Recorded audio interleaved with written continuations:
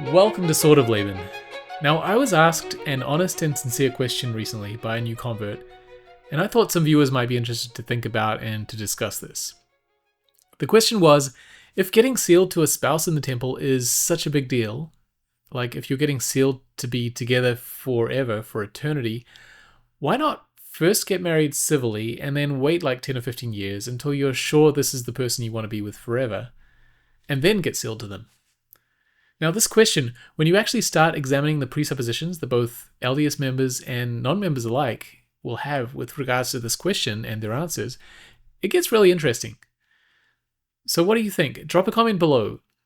Why don't we get married civilly first and then only in later life get sealed once we're sure we've got an eternal match? I mean, I suppose it's possible, but it's not how we usually do it. So before I give my take on this, can I just say that converts bring such a needed side to this discussion because they don't bring the same suppositions that I do, born and raised in the church. For example, often as LDS members, we proudly announce this doctrine to investigators and friends, and we assume that every husband and every wife we meet wants to be married together forever. We think, well, this is so great. Who wouldn't want this? What a great ad for our doctrine, right? That you can be sealed together forever. But I don't think that 100% of people in this world actually feel excited by this. Plenty of people are married and unhappy. Plenty of unmarried people aren't sure they can make an eternal decision based on a few months or even a few years of dating. So this idea might be romantic and doctrinally sound, but it's not always the mic drop missionary moment that we might think it is. Okay, so that was a long intro, but back to the question. The question was, if you're getting sealed to be together for eternity, why not get married civilly first, then wait 5, 10, 15 plus years until you're sure this is the person you want to be with forever? It is a really good question, and here are some of my thoughts. First, we don't do the same thing with our sealing to our kids, right? We don't just kind of give birth to our kids now and then see how they are as they grow up and then decide in 10 or 15 years if we want to be sealed to them. No, we love them to pieces from the moment that they're born, and we work on that relationship as they grow up, and we do our best to make the parent-child relationship work, and we look forward to growing with them through eternity in whatever form that will take. So second, we don't do this with civil marriage either, meaning in the church, we don't just live together for 10 or 15 years and then decide if we want to get married civilly. There are good reasons for that, and probably you can use those same reasons to the question we're talking about in this video, which is first a civil marriage and later a sealing, once you're sure. And I also wonder if this sends the message that, yeah, I like you and I want to be with you for now, but I'm not sure you're that amazing and that you and I could grow side by side together.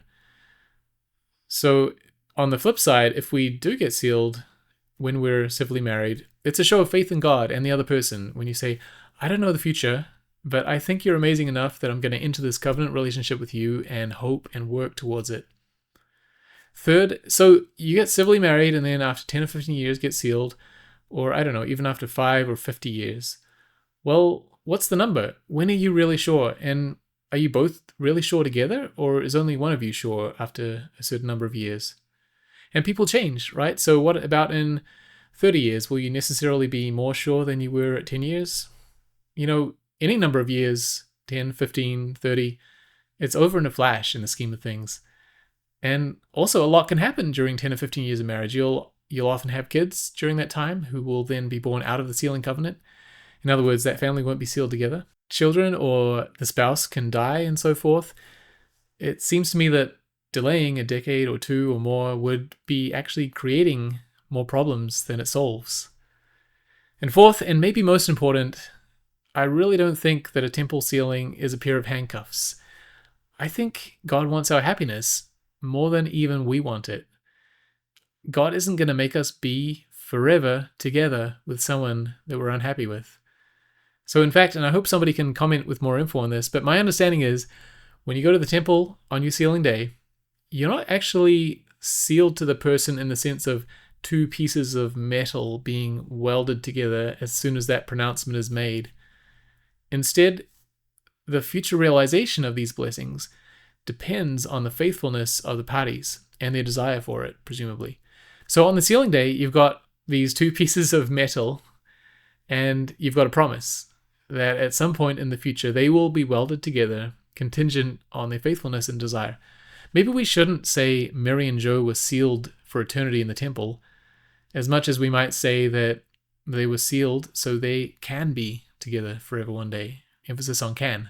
And I don't know, if we go off on a tangent for a minute, a large chunk of the millennium after the second coming of Christ will be to sort out these problematic family relationships, right?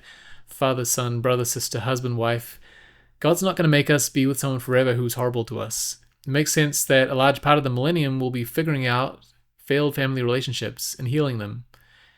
And remember, there have been maybe 100 billion humans ever live on Earth, some number like that. And very, very few of those entered the marriage sealing covenant in this life. And only a minority of those 100 billion people even got any kind of civil marriage at all.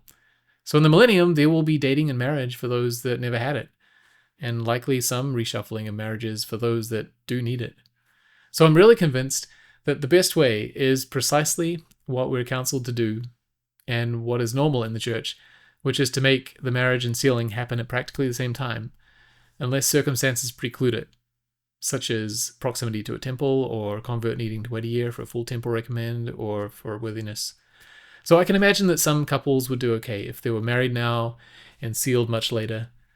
But overall, I think that policy would lead to general chaos. And I think it's actually through commitments or covenants with God that God works with and on us, drawing up to his level, creating order from chaos. And similarly, it's through commitments and covenants to a spouse that we build that relationship with them, instead of waiting and seeing if I should type of approach. But it is a really interesting question. It helped me think a lot about what this actually means. It kind of uncovered a diversity of how different people, like new to the church or outside of the church or born and raised in the church, may view the sealing covenant. So what do you think? I'd love to discuss more and have your thoughts and comments below. For now, this is Sort of Laban, out.